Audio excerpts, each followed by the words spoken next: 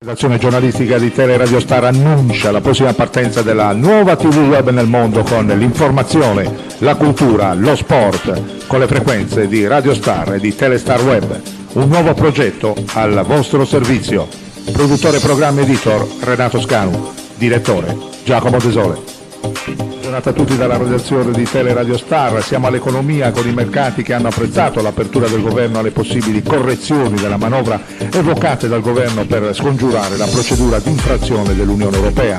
Anche l'intervento al Parlamento Europeo del Presidente della BCE Mario Draghi, che ha espresso fiducia in un accordo tra Roma e Bruxelles, ha contribuito a rasserenare il clima. Il termometro dei mercati ha apprezzato con lo spread in calo a quota 290 e Piazza Affari, che è stata la migliore in Europa, con l'indice FTSE MIB a 2,77% in positivo. Intanto ieri sera il vertice a Palazzo Chigi tra il Premier Conte, i Vice Premier Salvini e Di Maio e il Ministro Giovanni Tria. Sul tavolo i temi della manovra. Il governo intanto ieri ha inoltre posto la questione di fiducia anche alla Camera sul decreto sicurezza.